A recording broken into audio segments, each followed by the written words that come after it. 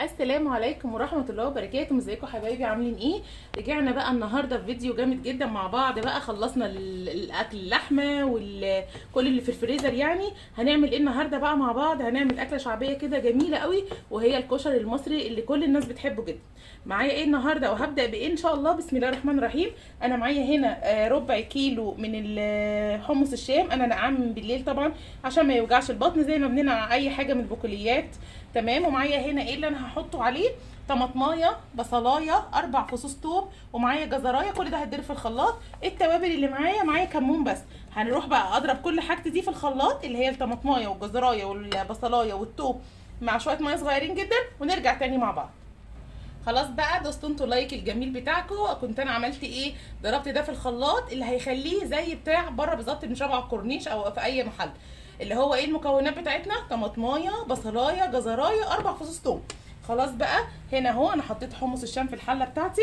هنزل عليه بكل الخليط بتاعنا ده، وكمان شويه الكمون. مش كل الكمون ده، انا احط نص معلقه صغيره جدا. خلاص كده، هو محتاج ميه، هزود له بس شويه ميه. خلاص بقى اهو زودت له شويه ميه، وهسيبه على النار. ما ينفعش يتملح في المرحله دي عشان ممكن ما يستويش لو اتملح زي اللحمه بالظبط. هسيبه بقى على النار ونشوف هنعمل ايه تاني. طبعا كنت انا حاطه بقى اثناء ما كنت بعمل الحاجات بتاعت حمص الشام حله على النار عشان اسلق المكرونه. غليت معانا، هنزل بنص معلقه زيت ونص معلقه ملح. تمام. ايه معانا بقى؟ انواع المكرونه اللي عندي انا معايا السباكيتي واللي هي الصغيره دي، ده اللي بيخليه بقى زي بتاع الشارع بالظبط. هنزل بقى بالسباكيتي كده، طبعا افرطها وانا بحطها، وكل المكرونه نسيبها بقى تستوي ونرجع تاني. تكونوا عملتوا لايك وشير وسبسكرايب لنشوى كيتشن. عقبال بقى من المكرونه بتاعتنا تستوي وحمص الشام يستوي، هنعمل مع بعض الصلصه. اللي معايا هنا، انا معايا حوالي لتر، يعني شفشق طماطم او شفشق ونص، وبصلايه وزيت، ومعايا فلفل اسود وكزبره وكمون وقرن فلفل. ده حراق، اللي حابب يستغنى عنه مفيش مشكله، بس هو بيدي طعم للصلصه حلو قوي قوي قوي.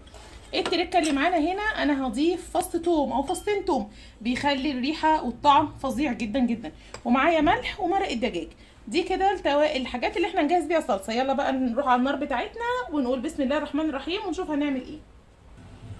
بسم الله الرحمن الرحيم بقى. يلا هنحط، ادي الحله سخنت، هحط فيها حوالي معلقتين او 3 زيت. كتروش الزيت في الاكل عشان ما تتعبش البطن يعني وكده. هنزل بقى بالبصل. البصل ده بقى حسب الرغبه. دي انا عامله بصلايه كبيره، اللي حابب يخليها بصلايه صغيره مفيش مشكله. طبعا انا ايدي بتقلب في البصل وفي المكرونه، وعينيا على حمص الشام، كذا حاجه مع بعض. احمر بقى البصل. كنتوا انتوا عملتوا لايك وشير وسبسكرايب، ونرجع تاني مع بعض.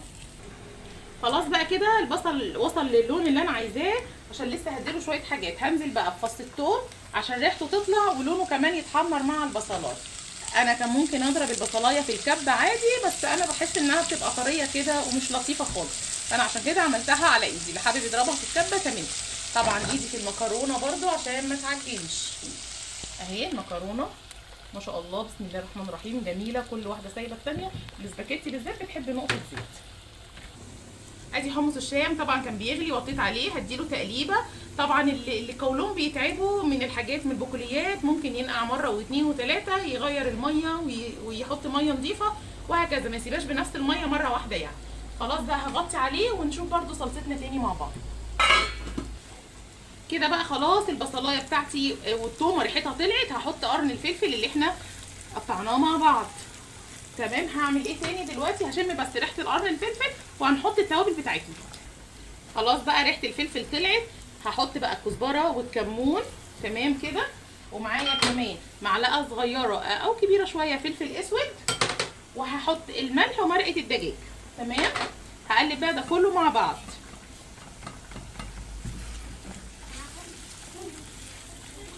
خلاص بقى قلبته كويس، وريحه التوابل بتاعته طلعت، قلبت الدنيا، والفلفل والثوم وكل حاجه. هنزل بقى بالطماطم. خلاص كده صلصتنا كمان يعتبر جهزت معانا، ومكرونتنا جهزت معانا، وحمص الشام كمان. هنعمل ايه دلوقتي؟ هنعمل بقى الشعريه والعدس مع بعض. مكرونتنا استوت وصفيتها وغسلتها وسبتها تتصفى. احط عليها معلقه زيت واقلبها كويس جدا، واحطها على جنب. طبعا هنا انا بجهز بقى عشان اعمل الرز بتاعي. جبت طبعا طاسه وحطيت فيها معلقتين زيت وحطيت الشعريه، ده حوالي ربع كيلو شعريه على كوبايتين رز اللي انا عاملاهم. هحمرهم ونرجع مع بعض. اهم حاجه ما تنسوش تعملوا لايك وشير وسبسكرايب لنشوى كيتشن. كده خلاص بقى الشعريه بتاعتي اتحمرت. انا قرصت عليها بس في التحمير شويه غير الرز والشعريه العادي عشان تبقى باينه وشكلها حلو. نحطها بقى على جنب ونشوف هنعمل ايه.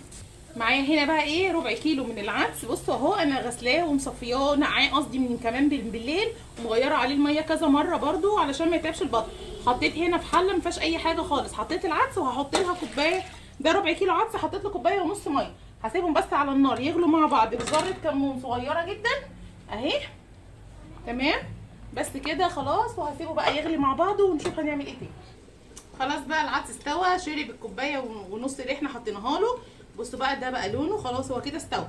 هعمل ايه دلوقتي؟ هحط كوبايتين الرز اللي انا غسلاهم ومصفياهم كويس جدا، وكمان هحط الشعريه.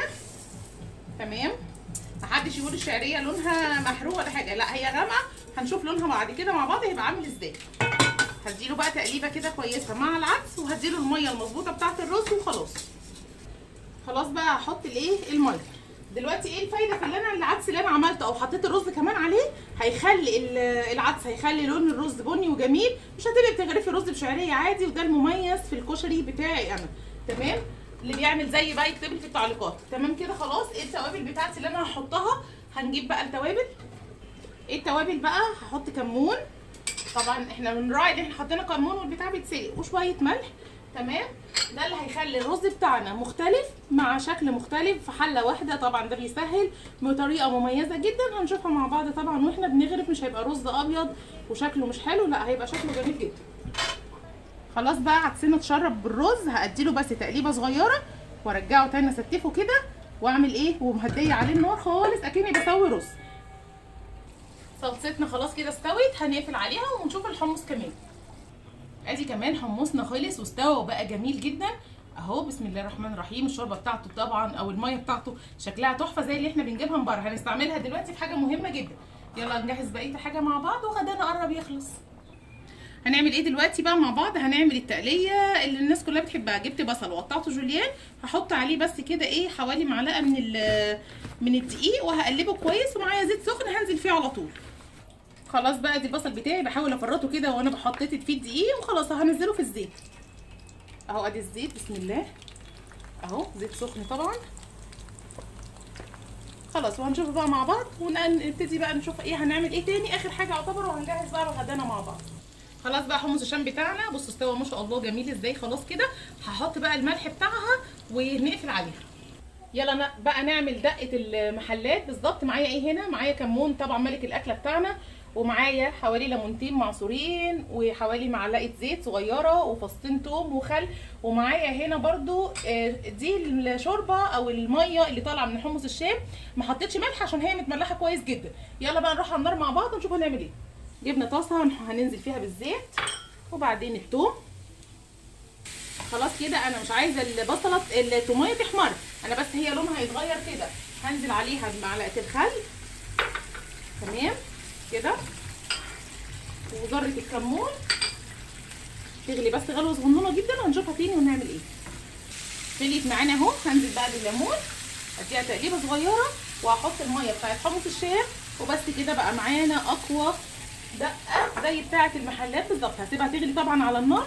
كنتوا انتوا عملتوا لايك وشير وسبسكرايب عشان القناه تبقى كبيره بيكم. دقتنا كده بقت جاهزه خلاص، غليت وتمام. هقفل بقى عليها النار ونشوف برده هنعمل ايه مع بعض. ادي لون بقى التقليه بتاعتنا. البصل اللي احنا حطيناه بصوا مقرمش بقى، اسمعوا مقرمش وجميل ازاي. هو ده اللون المطلوب. هخلص بقى بقيه الكميه ونعمل احلى شطه زيت مع بعض ونرجع تاني. واللي محب بقى الشطه الجامده جدا، هنعمل النهارده شطه الزيت مع بعض بمكونات بسيطه وسهله خالص، بس نخلي بالنا واحنا بنستعملها لانها بتبقى حراقه جدا. معايا هنا كبشه من الصلصه اللي احنا عملناها العاديه خالص، ومعايا معلقتين زيت، ومعايا هنا معلقه شطه، ومعايا طاسه على النار سخنت هحط فيها الزيت. وفي المرحله دي انا لازم استنى الزيت يسخن كويس جدا.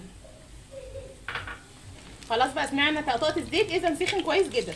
هنزل بالشطه ونخلي بقى بالنا من مناخيرنا كويس جدا كده. شطتنا غليت مع الزيت، هنزل بالصلصه بتاعتنا ونسيبها تغلي مع بعض. هنسيبها بس تاخد غلوه بسيطه جدا ونغرفها ونجهز بقى مع بعض احلى اطباق بتاعت الكشري المصري الاصيل بتاعنا. هنغرف بقى الرز بتاعنا. بصوا بقى مفلفل وجميل ازاي، ما شاء الله. عرفنا كميه الرز، هحط بقى عليها المكرونه. بصوا المكرونايه مفيش واحده ماسكه في اختها. بسم الله. خلاص بقى، يبقى كده حطينا الرز وفي ايه بقى المكرونه. دلوقتي هحط ايه، هنزل بقى بالصلصه اهي. طبعا بقى الصلصه دي انا يعني عندي حد بيحب صلصه كتير وحد بيحب صلصه قليل كده. واحلى بقى تقليه كده كمان على الوش، مقرمشه وجميله ولونها ذهبي وحلو قوي. وطبعا اخر حاجه شويه حمص الشام كده. ونشوف بقى كلنا سفرتنا ايه عليها ايه النهارده وايه وايه. ويا رب يكون الاكل سهل وعجبه والطريقه عجبتكم وسهله وبسيطه وتعجبكم، وهي حلالها كتير بس سهله جدا وسريعه. وكده بقى خلاص طبقنا الجميل الجاهز الشهي جدا اللي شكله يجوع اي حد طبعا. وكمان خلاص اهو انا جهزت معاه ادي الدقه بتاعتنا ريحتها خطيره، وادي كمان الشطه الزيت الرهيبه جدا. ناخد منها بحذر عشان بتبقى حراقه جدا شطه الزيت دي. واتمنى بقى يكون الفيديو عجبكم وحاجات سهله وبسيطه وسريعه. والسلام عليكم ورحمه الله وبركاته. وما ننساش اللايك والشير والسبسكرايب.